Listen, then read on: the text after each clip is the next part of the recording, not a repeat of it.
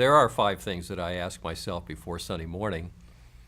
And the number one thing, above all, I ask myself, do I love Christ?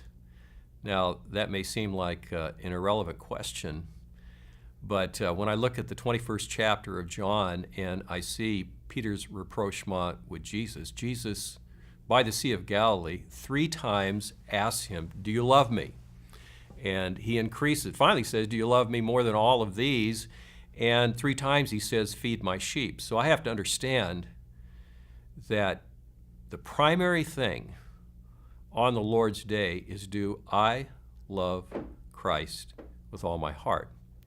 Now that is the great question of Shema, where Israel is encouraged to love the Lord their God with all their heart, all their soul, and all their might. And when Jesus was asked what's the greatest commandment of the law, he quoted the Shema. You shall love the Lord your God with all your heart and all your strength and all your might, every part of you, and your neighbor as yourself. And so it is established that that is the most important thing. And so subjectively, am I really loving Jesus while I'm doing this? The other thing that I ask myself when I have the text in front of me is, has this text plowed my soul? Now, I've done my exegesis, I've done my study, I've done my homiletics, but the real question is has it plowed deep, bleeding furrows in my soul so that it has penetrated my heart? And I've repented, and I've tried to accommodate myself by the grace of God and the work of the Holy Spirit to at least be sympathetic to and desire the truths that I'm preaching in my own life. So that's the second thing. And then the third thing may seem strange too, and is that, do I believe what I'm preaching?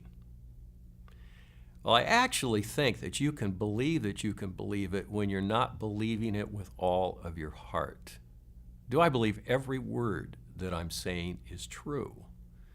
And so that is a remedial, sanctifying question that I ask myself on the Lord's day. And then another question is, where does my confidence lie?